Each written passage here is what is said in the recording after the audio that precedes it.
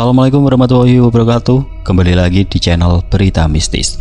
Untuk kisah kali ini masih melanjutkan dari kisah yang sebelumnya, sebuah kisah dari tulisannya @agil_r_saputra. Sebuah kisah yang berjudul Pocong Mbah Darmo. Sebelum kita lanjut ke ceritanya, tekan dulu tombol like video ini dan jangan lupa tekan juga tombol subscribe channel ini. Nyalakan juga lonceng notifikasinya agar tidak ketinggalan cerita-cerita lainnya. Dan buat teman-teman yang pengen belanja-belanja, nanti silahkan saja klik etalase yang ada di pojok kiri bawah, atau teman-teman bisa kunjungi link pembelian yang ada di kolom deskripsi. Dan seperti apa untuk kisah kali ini? Langsung saja kita masuk ke ceritanya.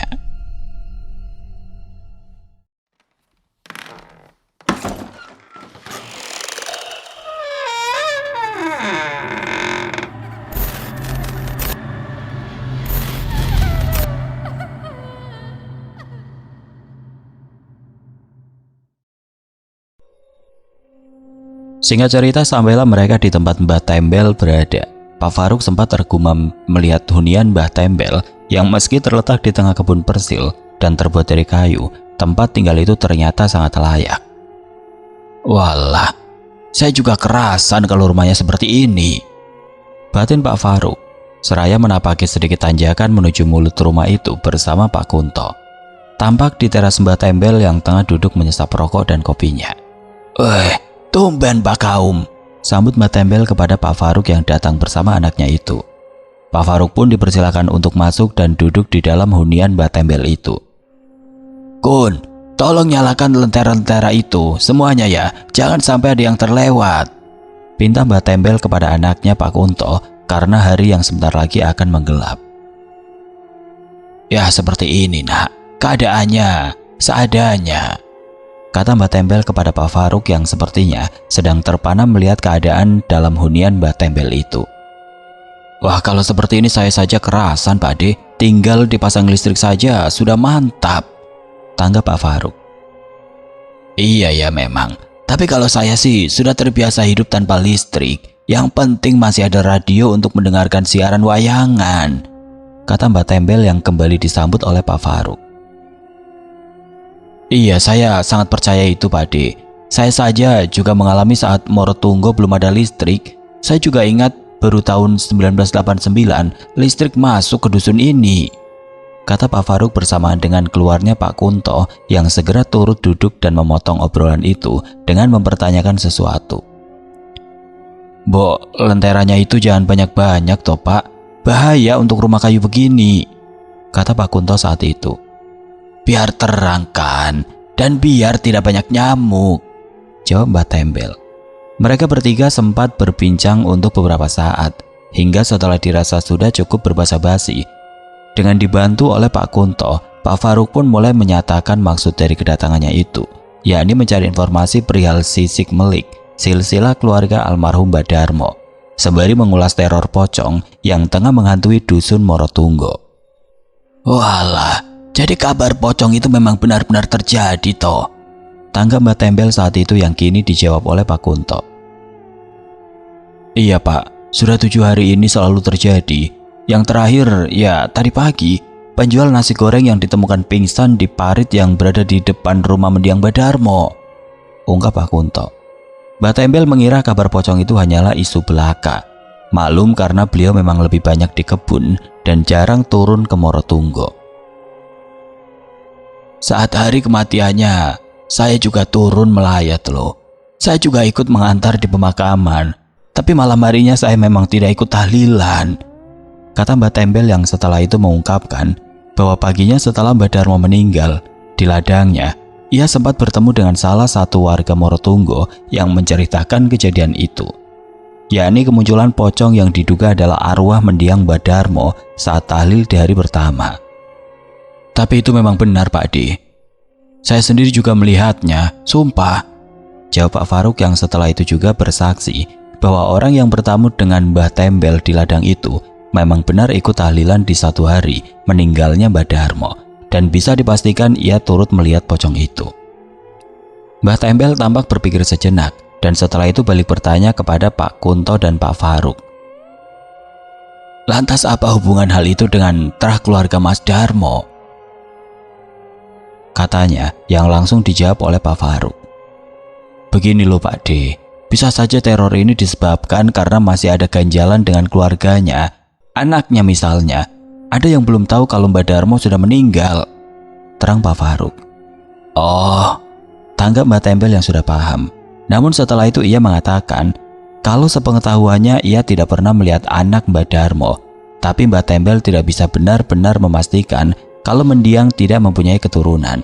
Karena ternyata baik almarhum Mbak Darmo ataupun istrinya bukan pribumi di Morotunggo. Diketahui ternyata Mbak Darmo dan istrinya datang ke dusun ini sekira tahun 60-an. Mbak Tembel pun cukup ingat akan hal itu karena kebetulan rumah yang ditempati oleh mendiang Mbak Darmo adalah rumah yang dibeli dari salah satu paman Mbak Tembel. Tidak ada nak, setauku tidak ada, tapi tidak tahu juga sih. Bisa saja ada tapi saya yang tidak tahu, kata Mbak Tembel yang tidak lama kemudian tiba-tiba mengingat sesuatu. Apa mungkin karena pegangannya ya? Ucap Mbak Tembel yang setelah itu menjelaskan bahwa mendiang Mbak Darmo dulunya adalah seorang jawara. Mbak Tembel berasumsi kalau seorang preman di zaman itu selalu identik dengan pegangan atau jimat. Dan dugaannya saat itu bisa jadi teror-teror ini adalah permintaan Mbak Darmo yang ingin mencari pertolongan untuk melepaskan jimatnya. Kata ulama zaman dulu, orang yang mempunyai pegangan matinya tidak sempurna, terang Mbak Tembel. Tetapi terlepas dari itu, Mbak Tembel menyarankan agar pencarian silsilah keluarga Mbak Darmo tetap terus dilakukan.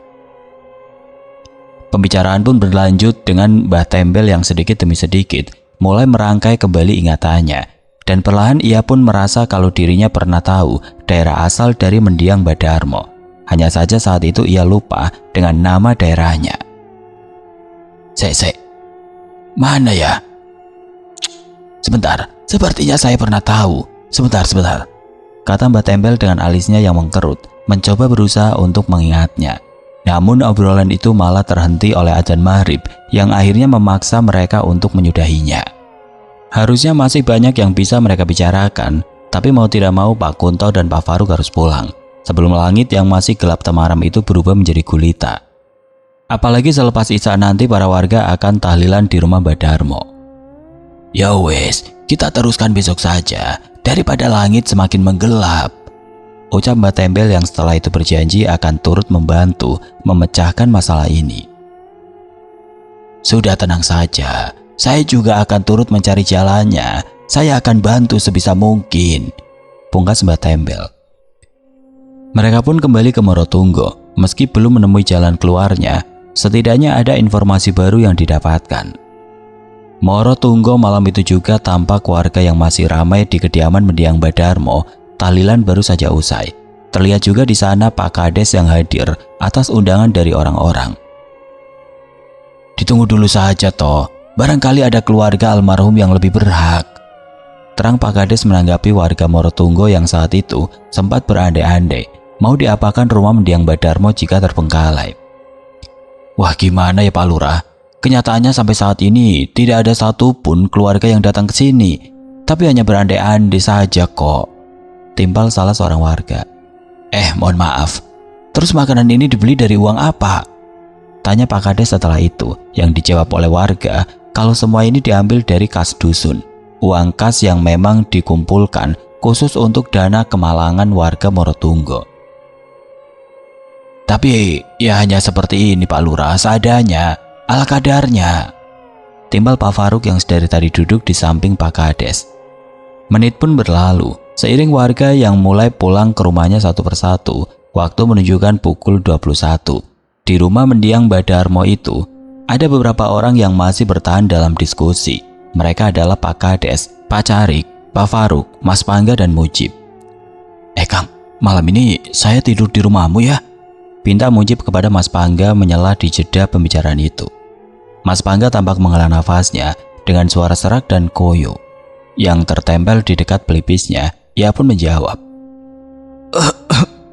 ya monggo, tapi saya mau bilang, dari hari pertama sampai kemarin malam, dia datangi saya terus loh, jawab Mas Pangga yang langsung dipahami oleh Mujib dan semua orang.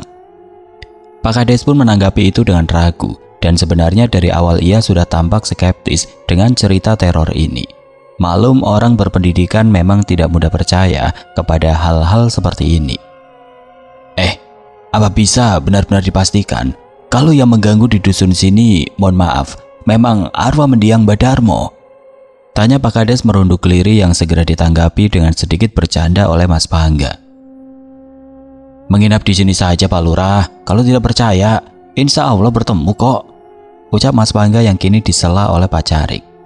Jangan Pak, jangan, ngeri, kata Pak Carik yang entah mengapa malah membuat Pak Kades tersenyum. Hingga bau busuk muncul tiba-tiba, sangat busuk, membuat semua orang beranjak keluar untuk memuntahkan isi perutnya. Semua orang kini berada di halaman depan dan tidak sampai di situ, karena beberapa saat kemudian, tiba-tiba menyela di antara bau dan kegaduhan itu, sebuah suara tangisan. Suaranya cukup keras dan jelas, layaknya orang yang tengah merintih sedih. Tidak butuh waktu lama untuk mereka menyadari hal itu. Kini semuanya terdiam sembari memegang masing-masing perut yang kaku. Mereka memastikan suara itu benar-benar nyata. Dan benar, suara itu memang ada. Digambarkan seperti suara lelaki dewasa yang sedang merintih. Mereka semua berhamburan pergi dan berlari. Tapi malah tidak dengan Pak Kades yang justru tampak mencari sumber dari suara itu. Mulanya ia memang tidak terlihat takut, hingga matanya akhirnya menyadari penampakan putih yang mengintip dari pintu depan rumah itu. Ya, putih-putih mengintip di balik gawang pintu itu adalah pocong yang langsung membuat Pak Kades tertegun. Tangis rintih pun kini berganti dengan desisan kata-kata yang tidak jelas, seperti mulut yang tengah berdoa namun dengan suara membisik. Semua pun menyadari penampakan itu, dan tanpa berpikir lagi mereka pun langsung berlari masuk ke rumah Mujib, kecuali Mas Pangga dan Pak Kades yang entah kenapa masih belum beranjak. Mbah, sudahlah Mbah, maumu itu apa? Bicaralah, jangan seperti ini caranya, kata Mas Pangga tiba-tiba. Mas Pangga seperti sudah kehilangan rasa takutnya, mungkin karena sudah genap 7 hari berturut-turut ia melihatnya. Mendengar ucapan Mas Pangga, Pak Kades segera sadar dari tegunnya dan mulai memundurkan langkahnya mendekati Mas Pangga. Woi, pergi, sentak Mas Pangga sekali lagi. Pocong itu sama sekali tidak bergeming akan ucapan Mas Pangga. Bungkusan kain kafan yang penuh bercak-bercak tanah itu masih mendesis dan mengintip di pinggiran gawang pintu. Siapa kamu sebenarnya? Kata Pak Kades dengan terbata. Yang anehnya langsung membuat pocong itu berhenti mendesis hingga perlahan membayang samar dan akhirnya menghilang. Suasana menjadi hening untuk beberapa saat. Sambil terengah, Pak Kades mundur dan mengajak Mas Pangga untuk pergi seraya menunjuk ke arah rumah Mujib yang tersekat oleh sepetak lahan singkong dari rumah Mbah Darmo. Ayo Mas, kata Pak Kades dengan posisi membelakangi rumah Mbah Darmo. Mas Pangga tampak diam dan menunjuk ke arah belakang Pak Kades dengan isyarat kepalanya. Yang bersamaan dengan itu terdengar di telinga Pak Kades dan terlihat di mata Mas Pangga. Srek, duk. Masih ada itu Pak Lurah, kata Mas Pangga membisik dan menunjuk teras rumah mendiang Mbah Darmo dengan kepala dan matanya. Pak Kades langsung paham, sembari meraih lengan Mas Pangga ia pun kembali mengajak agar segera berlari. Duk, duk, srek. Ya, benar saja, pocong itu kini ada di teras depan, melompat-lompat ke sana kemari, seraya menunduk dan mengeluarkan suara aneh seperti suara batuk. Tapi bila bisa digambarkan, suara itu lebih mirip anjing yang mengulum lolongannya. Harusnya mereka segera lari, terutama Pak Kades yang tampaknya sudah sangat ketakutan. Tapi beda dengan Mas Pangga yang justru memilih maju beberapa langkah mendekati teras itu, hingga membuat Pak Kades tidak sengaja berbalik dan kini turut melihat wujud yang sedang melompat-lompat di teras rumah mendiang Mbah Darmo. Ayo, sontak Pak Kades membisik sembari memalingkan pandangannya ke arah lain. Untuk kesekian kalinya, mengajak Mas Pangga untuk pergi dari tempat itu. Sebentar Pak Lurah, jawab Mas Pangga yang di luar dugaan malah mengambil batu dan langsung melemparkannya ke arah pocong itu. Dan, maumu itu apa? Teriak Mas Pangga sambil melemparkan batunya. Lemparannya tentu tidak bisa mengenainya. Batu yang lumayan besar itu malah menembus sosok itu. Duh, batin Pak Kades yang kali ini langsung menggeret tangan Mas Pangga dan kini memaksanya untuk pergi dari sini. Singkatnya Mas Pangga dan Pak Kades pun masuk ke rumah Mujib. Tampak di sana Pak Carik, Pak Faruk dan Mujib yang duduk di ruang tamu dengan wajah-wajah resah, dan tanpa kata Pak Kades dan Mas Pangga pun turut duduk. Hampir 1 jam orang-orang itu berada di rumah Mujib, hingga Mas Pangga akhirnya menjadi orang pertama yang memutuskan pulang, disusul oleh Pak Carik dan Pak Kades tidak lama setelah itu. Pada akhirnya di sana hanya menyisakan Pak Faruk yang tidak tega untuk meninggalkan Mujib sendiri. Mereka kini tampak menyeduh kopi sembari sedikit membincangkan semua yang terjadi. "Genap 5 kali saja, saya bisa benar-benar gila Pak Kaum," kata Mujib yang mengatakan ia bisa gila jika mengalami hal seperti itu terus-menerus. Obrolan pun terus berlanjut, hingga akhirnya terbesit di tengah obrolan mereka sebuah ide untuk mencari petunjuk dengan menggeledah rumah Mbak Darmo. "Oh iya ya, selama ini kita malah tidak kepikiran sama sekali," tanggap Pak Faruk. Tapi kita harus butuh saksi apa tidak sih Pak Kaum?" kata Mujib lagi. "Kalau secara moral kita juga butuh saksi kan ya?" "Alah sudah, gampang. Besok saya akan menemui Pak Kades dan Pak Carik," jawab Pak Faruk, yang mana bersamaan dengan itu tiba-tiba ada suara gedoran di balik pintu utama. Pembicaraan pun seketika terhenti oleh gedoran itu yang sempat terulang beberapa kali. "Siapa ya?" sambut Pak Faruk beberapa saat kemudian. Tidak ada jawaban. Yang terjadi justru gedoran itu menjadi kencang dan brutal. Pak Faruk dan Mujib memilih untuk mendiamkan hal itu sampai akhirnya mereka menyadari ada suara lain yang menyelip di antara ributnya pukulan pintu itu. Bentar, kamu dengar tidak?" kata Pak Faruk. Dai mereka berdua pun kini mengernyit untuk mencermatinya, dan benar saja setelah mereka dengarkan dengan benar, terdengarlah suara yang menyelip di antara gedoran itu. Dalam ketakutan Pak Faruk dan Mujib mengucap doa dengan lantang, walaupun itu terbata-bata, hingga akhirnya berhentilah gedoran itu, menyisakan suara yang sedari tadi menyela. Dan tahukah kalian bagaimana suara itu? "Allahu la ilaha illa huwal hayyul qayyum, la taqutu sinata wala nahum, lahum ma fis samawati wa ma fil ard, man dalati yasfa'u indahu illa bi'idni, ya'lamu ma baina aydihim wa ma khalfahum wa la yuhituna bisai'in." Ayat kursi. Ya, itulah yang Pak Faruk dan Mujib dengar saat itu. Hanya saja lafalan doa itu tidak terlantun sampai selesai, hingga suara mirip doa itu terhenti dan berganti dengan engah nafas. "Setan macam apa ini?" batin Pak Faruk dalam keadaan yang sudah sulit untuk digambarkan itu. Mereka kini hanya bisa memandang pintu dengan telinga yang mau tidak mau tetap harus mendengarkan suara segala nafas itu. Nafas yang berderu itu sempat tertahan cukup lama sampai tiba-tiba Pak Faruk berteriak, "Sebenarnya kamu itu siapa toh?" sentak Pak Faruk. "Karepmu iki piye toh?" sentaknya lagi yang tanpa disangka pertanyaan itu pun dijawab. "Ini saya adalah orang yang kamu kubur 7 hari yang lalu. Masa kamu lupa? Kan kamu juga yang mengazankanku." Pak Faruk dan Mujib terperangah mendengar jawaban itu. Suaranya pun juga sangat mereka kenali. Namun pada titik ini mereka justru berbalik meragu, karena nada bicara seperti itu bukanlah tabiat dan perangai dari mendiang di masa hidupnya. Apalagi terdengar juga tawa kekeh di akhir kalimatnya. Entahlah apapun dan siapapun itu, yang jelas Pak Faruk dan Mujib kini benar-benar merasa ketakutan. Mereka pun kini hanya bisa terduduk lemas, saling diam, dan tidak bisa berkata-kata lagi. "Pindah ke tengah saja yuk Pak Kaum," tawar Mujib setelah beberapa saat setelah itu.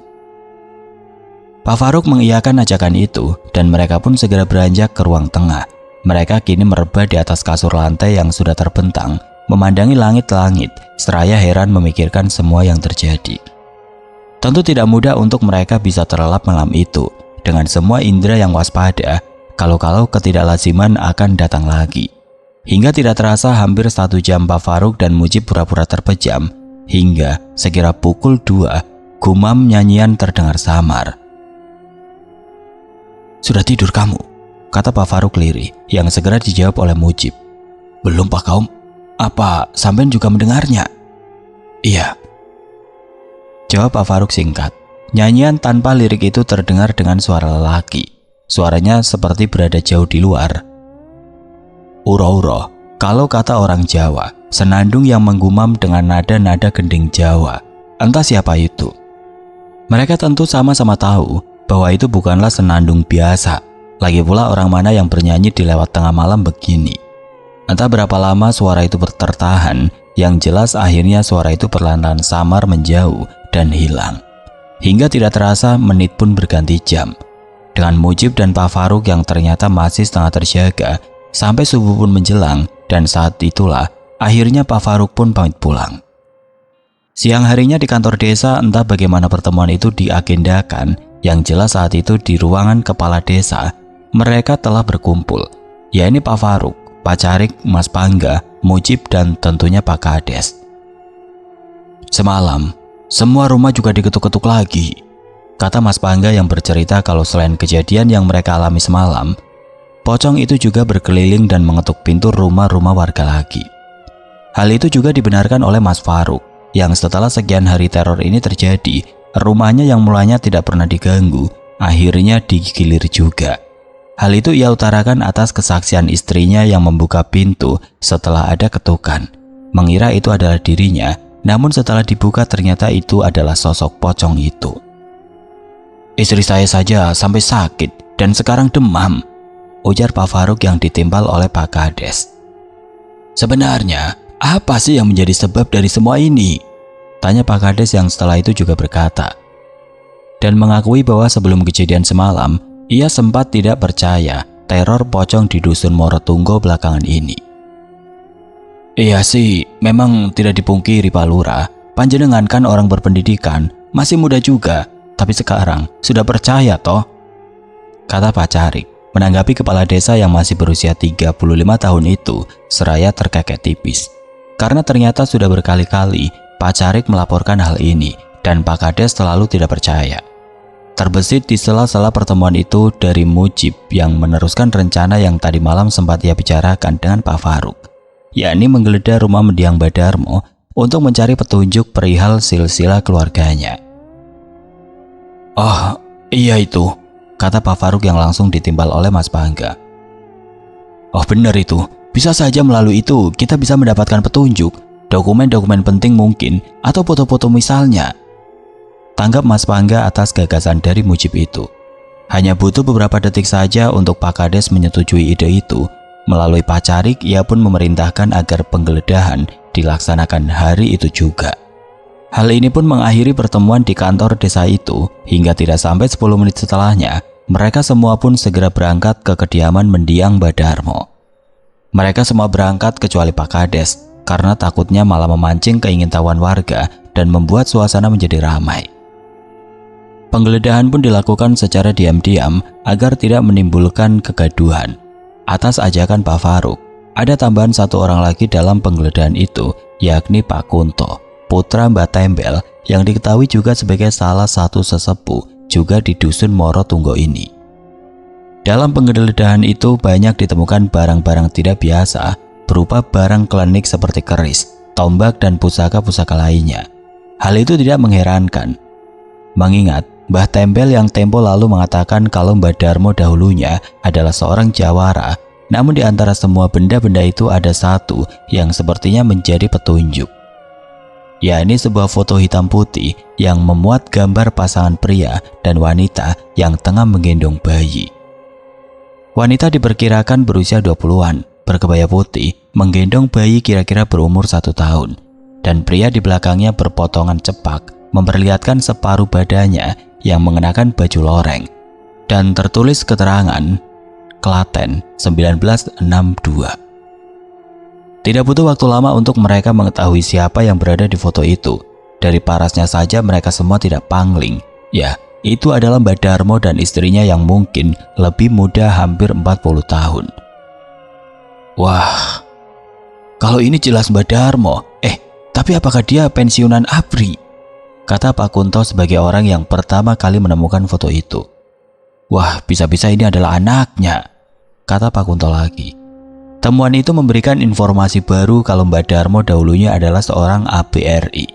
Sekaligus juga telah mematahkan fakta selama ini kalau Mbak Darmo tidak mempunyai keturunan.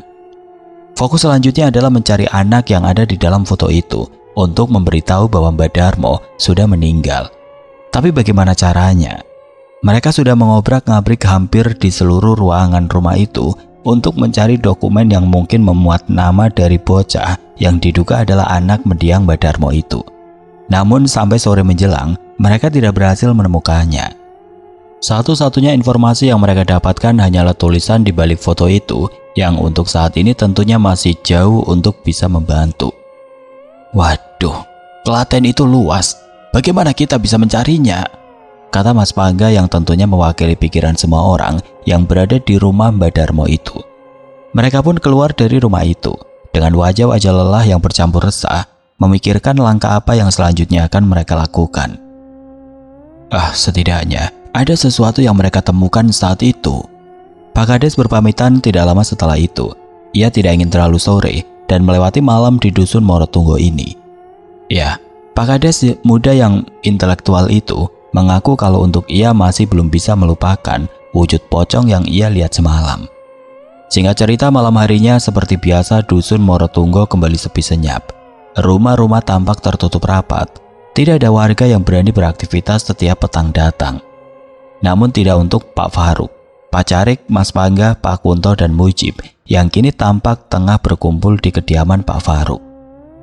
Barang-barang almarhum Mbak Darmo sudah saya pasrahkan ke Bapak, kata Pak Kunto yang memberitahukan bahwa barang-barang klinik milik Mbak Darmo tadi sudah ia serahkan pada Mbak Tembel ayahnya. Mbak Tembel cukup terkejut dengan temuan yang menguak fakta baru itu, dan menurut Pak Kunto, ayahnya itu akan menindaklanjuti dengan meminta bantuan kepala salah satu temannya yang kebetulan adalah pensiunan ABRI. Insya Allah bisa dilacak, tambah Pak Kunto yang menerangkan kalau memang benar beliau adalah bekas ABRI. Pasti masih ada catatan yang bisa menuntun mereka ke alamat di mana Mbak Darmo berasal. Diskusi pun berlanjut semakin serius dan sekitar 30 menit setelah itu, perbincangan tiba-tiba terhenti oleh kedatangan orang yang tidak mereka duga-duga. Orang itu adalah Mbak Tembel yang tiba dengan setelan khasnya. Ini adalah kebetulan yang sangat tepat sekali, karena sebagai orang tertua di Morotunggo saat ini, andil Mbak Tembel tentu akan sangat membantu. Monggo silahkan masuk Pak De. Wah, kebetulan sekali ini, sambut Pak Faruk selaku tuan rumah kepada pria tua yang mengenakan topi laken dengan tangannya yang memegangi senter baterai itu. Mbak Tembel pun turut bergabung bersama mereka, dan tentunya tidak lama kemudian ia segera menjadi sasaran utama berbagai pertanyaan. Tenang, besoknya saya akan menemui teman pensiunan ABRI. Kalau Kang Darmo memang benar tentara, pasti tidak sulit untuk mengetahui seluk-beluknya. Terang Mbak Tembel menjawab salah satu pertanyaan dari mereka. Mbak Tembel kembali berujar, jika Mbak Darmo mungkin memang sengaja menyembunyikan identitasnya, pasti ia tidak benar-benar purna atau pensiun menjadi tentara. Bisa jadi mengundurkan diri atau bahkan dipecat dari kesatuannya. Mbak Tembel juga menimbang jika dari sisi umur, Mbak Darmo berada dalam masa primanya menjadi tentara di era 1950-an. Wah, sepertinya benar itu, karena di rumahnya memang banyak sekali foto-foto atau gambar Presiden Soekarno. Salah Mas Pangga dalam penjelasan itu, yang kemudian memancing asumsi Mbak Tembel yang menduga kalau ada yang kurang beres dari masa lalu Mbak Darmo. Pada intinya Mbak Darmo dikait-kaitan dengan peristiwa 65, menduga-duga jika kepindahan almarhum ke dusun Morotunggo puluhan tahun lalu adalah upaya penyelamatan diri. Wes. Tidak usah berbicara terlalu jauh, tidak penting. Pokoknya besok saya akan menemui teman untuk mencari seluk-beluk keluarga Kang Darmo ini, ungkap Mbak Tembel yang tidak lama setelah itu, ia pamit untuk pulang. Pak Kunto sempat mengira ayahnya itu hendak pulang ke kebun persilnya malam ini, hingga Pak Kunto pun tampak sedikit mencegahnya. Tidak, lagi pula sudah malam, saya tidur di rumahmu saja, kata Mbak Tembel kepada Pak Kunto, sembari melenggang pergi, meninggalkan orang-orang yang mulai kehabisan bahan obrolan. Apalagi yang harus dibicarakan, sepertinya analisis Mbak Tembel tadi cukup menjawab dan membuka jalan, walaupun untuk tidak dan benarnya masih belum bisa dipastikan. Setidaknya mereka tidak bingung dengan langkah selanjutnya. Hingga sekira pukul 10 malam, satu demi satu dari mereka pun pulang, kecuali Mujib yang merengek untuk menginap di rumah Pak Faruk. Hal itu mungkin dapat dimaklumi karena rumahnya yang memang bersisian dengan rumah mendiang Mbah Darmo. Menit pun berganti jam, mengiring malam yang semakin larut di dusun Morotunggo yang sepi senyap dan berkabut. Semua rumah tertutup rapat dengan lampu-lampu dalam yang tampak padam. Apakah malam itu semua orang di dusun ini benar-benar terlelap? Bisa jadi iya, bisa jadi tidak. Entah pukul berapa saat itu, yang jelas sudah melewati tengah malam. Terdengar suara hentakan yang membelah kabut, beriringan dengan suara rintihan dan gesekan yang memecah keheningan. Suara itu mengelilingi dusun Morotunggo. Di antara semua penduduk yang terlelap, tentu ada yang dibuat bangun oleh suara itu. Siapa lagi kalau bukan lelembut berbungkus kafan itu? Meski hampir setiap malam hal ini terjadi, tapi tidak ada orang yang berani memeriksa ketika suara hentakan dan rintihan itu melewati depan rumahnya. Namun untuk malam ini sepertinya tidak bagi Pak Kunto yang entah mengapa tergerak oleh rasa penasarannya. Duk, serak. Suara itu mulai terdengar samar dari kejauhan. Pak Kunto tampak bersiaga di balik tirai jendela rumahnya. Perlahan ia singkapkan penutup jendela rumahnya itu seukuran satu matanya dan serak, serak, duk. Tidak terbantahkan lagi sebelah mata Pak Kunto dari balik singkapan tirainya itu. Ia melihat bungkusan putih berjalan maju seperti diseret dan setelah itu melompat panjang dengan jangkauan yang tidak wajar. Hal itu berulang, maju menyeret dan melompat panjang. Terselip juga di antara itu suara rintihan berat seorang lelaki tua. Pak Kunto bergidik ngeri dan segera sadar bahwa ia ternyata tidak seberani itu. Dalam keadaan yang mulai menjadi sulit tergambarkan, Pak Kunto bermaksud untuk menyudahi pengintaian konyol ini. Namun dengan aneh tiba-tiba, seluruh badan Pak Kunto tidak bisa bergerak. Bahkan untuk sekedar melepaskan satu tangannya yang tengah menahan singkapan tirainya pun ia tidak kuasa. Matanya tidak bisa berpaling, seakan dihipnotis untuk terus mengamati pemandangan tidak lazim itu. Dan dalam secuil kesadarannya, Pak Kunto berusaha untuk berdoa. Akan tetapi lagi-lagi ia tidak bisa, lidahnya saat itu mendadak keluh. Satu-satunya hal yang mungkin dilakukan hanyalah berteriak. Namun ternyata itu juga sama saja. Karena teriakan yang Pak Kunto pikir sudah sekuat tenaga pun malah terdengar seperti gumaman-gumaman lirih. Mau tidak mau dengan sebab yang masih tidak bisa dijelaskan itu, Pak Kunto terpaksa menatap penampakan lelembut berwujud pocong itu. Hingga hal yang paling mengerikan pun menyusul tanpa aba, karena dalam hitungan satu kedipan mata saja, pocong itu tiba-tiba berpindah tempat dan kini tepat berada kurang dari 3 meter di depan jendela. Wujud bungkusan putih itu seperti menatap satu mata Pak Kunto yang mengintip di balik singkapan tirainya. Seakan dia tahu kalau dirinya tengah diamati. Rintihannya kian kencang dan mulutnya terbuka.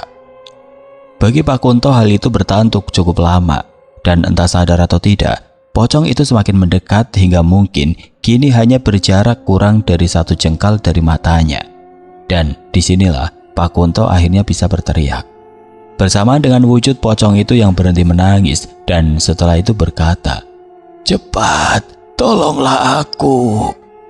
Kata wujud pocong itu dengan suara parau dan tidak lama kemudian wujudnya lenyap berlalu. Teriakan Pak Kunto membangunkan seisi rumah. Mbah Tembel ayahnya yang memang tengah menginap di sana adalah orang yang paling pertama terbangun. Beliau pun segera mendekat menghampiri dan memapa anaknya itu untuk duduk. "Ono apa toh, Pak?" Ucap istri Pak Kunto menyusul keluar tidak lama setelah itu, namun langsung disela oleh Mbah Tembel yang berkata, "Tidak ada apa-apa. Sudah, kamu masuk saja. Jangan sampai anak-anak bangun." Katanya menyuruh menantunya itu kembali masuk dan tidak ingin cucu-cucunya terbangun karena ini. "Nggih, Pak. Tapi dari kemarin itu saya sudah melarangnya untuk melihatnya," jawab istri Pak Kunto yang kurang lebih mengatakan bahwa dari kemarin ia sudah melarang Pak Kunto untuk memeriksa ketika tangisan dan hentakan itu muncul mengelilingi desa. Istri Pak Kunto pun kembali masuk. Tinggal kini Mbah Tembel dan Pak Kunto di ruang tengah. Pak Kunto duduk dengan wajah yang masih syok, dan Mbah Tembel yang berdiri sembari mengelus pundak dari anaknya itu. "Itu bukan lelembut biasa, jangan diamati. Bisa-bisa malah kamu yang roboh, kata Mbak Tembel sembari menyodorkan segelas air putih kepada anaknya itu. Untuk beberapa saat Pak Kunto masih terlihat shock menata nafasnya, hingga tidak lama setelah ia menenggak minumannya, ia yang perlahan mulai tenang pun bercerita kepada Mbak Tembel bahwa wujud tadi benar-benar berada di depan matanya. Dia minta tolong, Pak, minta tolong, kata Pak Kunto dengan sentak membisik. Iya, saya sudah tahu. Semoga besok semuanya bisa terpecahkan, kata Mbak Tembel sembari terus mengelus pundak dari anaknya itu. Sedikit demi sedikit kewarasan Pak Kunto pun mulai kembali penuh seiring dengan suasana malam yang kini terasa sepi dan senyap. Namun Mbak Tembel tampak gelisah. Berulang kali ia terlihat menoleh ke arah ruang tamu. Kenapa, Pak? Tanggap Pak Kunto dengan gugup terbata yang lagi-lagi dijawab oleh ayahnya itu bahwa tidak ada apa-apa. Namun kata-kata itu segera gugur beberapa detik saja setelah Mbak Tembel menutup mulutnya karena suara ketukan tiba-tiba menyela dari arah pintu depan. Tok, tok, tok. Ketukan itu membuat suasana yang semula tenang berubah menjadi tidak enak. Siapa itu, Pak? Kata Pak Kunto terperajat memegang lengan Mbak Tembel. Wes, abaikan saja, jawab Mbak Tembel. Ketukan itu terdengar terus berulang dan mulai terselip lagi suara rintihan yang tidak asing. Tok, tok, tok. Tolong, tolong. Wah, sepertinya memang benar. Batin Mbak Tembel yang malam ini adalah untuk kali pertama ia mendengar suara itu. Untung ia bukanlah orang yang mudah ditakut-takuti, hingga Mbak Tembel pun justru menjawab itu tanpa beban. Sabar Kang Mo, ini sedang kita urus. Sekarang saya tanya, apa yang sebenarnya kamu inginkan? Apa yang harus kami lakukan? Tanggap Mbak Tembel kepada suara di balik pintu. Namun ia sama sekali tidak mendapatkan jawaban. Yang terdengar saat itu tidak berubah, yaitu masih berupa ketukan dan rintihan meminta tolong. Hal itu bertahan beberapa saat sampai akhirnya suara itu menghilang. Sudahlah, masuk, kita istirahat lagi saja, kata Mbak Tembel yang mengajak Pak Kunto untuk kembali beristirahat. Mereka pun masuk di ruangannya masing-masing, berusaha untuk terlelap dengan suasana hati dan pikiran yang sebenarnya sangat kurang mengenakan. Pak Kunto dan Mbak Tembel merebah memandangi langit-langit kamarnya dengan ingatannya yang melebur bersama kejadian tidak lazim tadi, hingga entah bagaimana pada akhirnya mereka pun bisa tertidur juga. Keesokan harinya, tubuh tua Mbak Tembel menaiki sepeda motornya dari Morotunggo menuju tempat temannya, berbekal foto mendiang Mbak Darmo yang ditemukan kemarin sore beserta data-data diri almarhum. Mbak Tembel meminta bantuan kepada teman lamanya yang merupakan purnawirawan ABRI itu untuk melacak silsilah dari mana dan di mana Mbak Darmo berasal. Mbak Tembel menceritakan semua detail permasalahan kepada temannya itu beserta dugaan-dugaan yang menurutnya menjadi sebab musababnya. Wah, jangan-jangan ada hubungannya dengan peristiwa 65 ini, ujar teman Mbak Tembel itu yang ternyata mempunyai pemikiran yang serupa dengannya. Hingga akhirnya setelah beberapa pembicaraan singkat, kawan Mbak Tembel itu pun menyanggupi dan meminta waktu kurang lebih 1 minggu untuk menelisik identitas mendiang Mbak Darmo. Walau semuanya masih belum pasti, tapi Mbak Tembel pulang dengan kelegaan membawa harapan untuk mengeluarkan dusun Morotunggo dari teror pocong ini. Segera ia kabarkan kepada mereka, Mujib, Pak Faruk, Pak Kunto, anaknya, Mas Pangga dan Pak Carik serta Pak Kepala Desa, bahwasanya kemungkinan besar silsilah mendiang Mbak Darmo akan berhasil ditemukan. Lantas, bagaimana keadaan Morotunggo seminggu ke depan? Apakah teror masih tetap ada? 2 minggu kemudian terhitung sampai saat ini belum ada kabar perihal pencarian keluarga mendiang Mbak Darmo. Sementara teror pocong itu masih terus terjadi.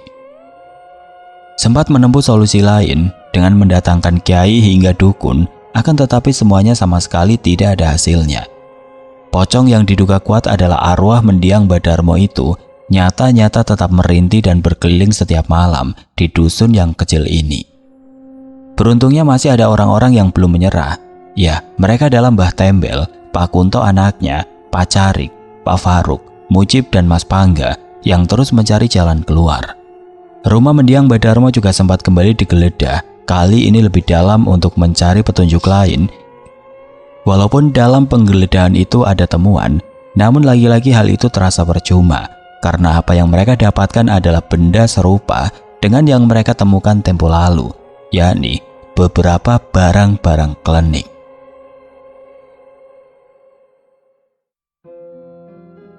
Oke teman-teman, sampai di sini dulu ceritanya. Nantikan kelanjutan kisah ini di video berikutnya. Agar tidak ketinggalan, klik tombol subscribe channel ini dan nyalakan lonceng notifikasinya. Wassalamualaikum warahmatullahi wabarakatuh.